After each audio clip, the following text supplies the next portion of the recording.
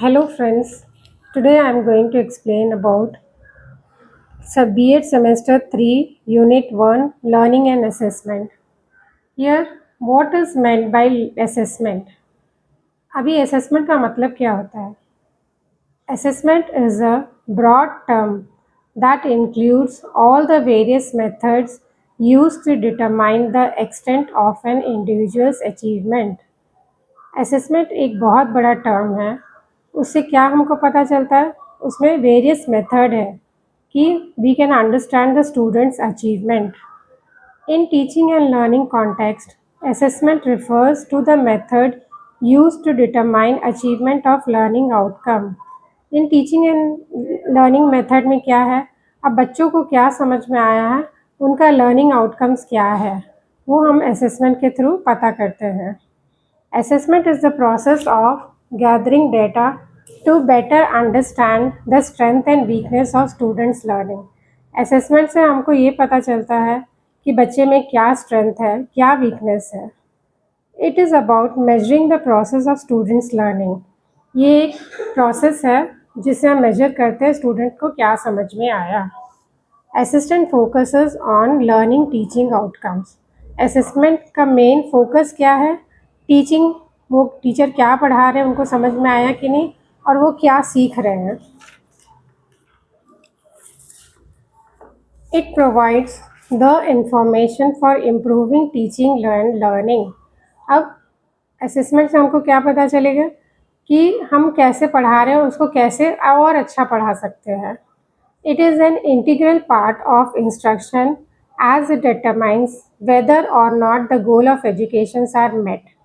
ये एक integral part है, मतलब इसका ओवरऑल पार्ट क्या है कि बच्चों को कुछ समझ में आया है कि नहीं, हम जो पढ़ा रहे हैं वो गोल मीट हुआ है कि नहीं। Assessment is an interacting process between students and teacher that informs the teacher how well their students are learning what they are teaching। तो फाइनली ये समझ में आया ना, असेसमेंट इंटरेक्शन है किसके बीच में? टीचर और स्टूडेंट्स के। उससे टीचर को क्या पता चलता है? स्टूडेंट्स सीख रहे हैं क्या जो टीचर पढ़ा रहे हैं। अब what are the benefits of assessment? There are 4 benefits of assessment. Grading, motivating, part of the learning process, feedback. इसको शॉर्ट में हम ऐसे याद कर सकते हैं, FMPG। F for feedback, M for motivation, P for part of learning process, G for grading। Now, purpose of assessment। अब assessment का purpose क्या है? हम जब assessment ले रहे हैं तो उसका रीज़न होता है ना, हम कुछ भी करते हैं उसका एक वजह होता है। तो अभी assessment कर रहे हो तो उसका purpose क्या है? Assessment drives instruction। assessment किसको ड्राइव करता है? इंस्ट्रक्शन। इंस्ट्रक्शन कौन देता है? टीचर। वो कैसे देते हैं? टेस्ट और एग्ज़ाम के थ्रू। वो for assessment what we will know, can know what student know, what do not know, what to teach, what are the best way of teaching method। अब असेसमेंट से हम क्या कर सकते हैं कि टीचर सोच सकते हैं हम कैसे अच्छा से पढ़ाएं कि बच्चों को और अच्छा से समझ में आए। Next, assessment drives learning. अब असेसमेंट से क्या होता है? लर्निंग बेहतर होता है। Assessment practice gives right signal to students about what to study and how to study. Assessment एक राइट सिग्नल देता है बच्चों को क्या पढ़ना और कैसे पढ़ना है। Assessment inform students of the progress.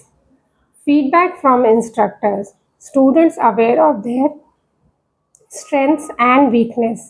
Example, what they know, what they don't know about the subject।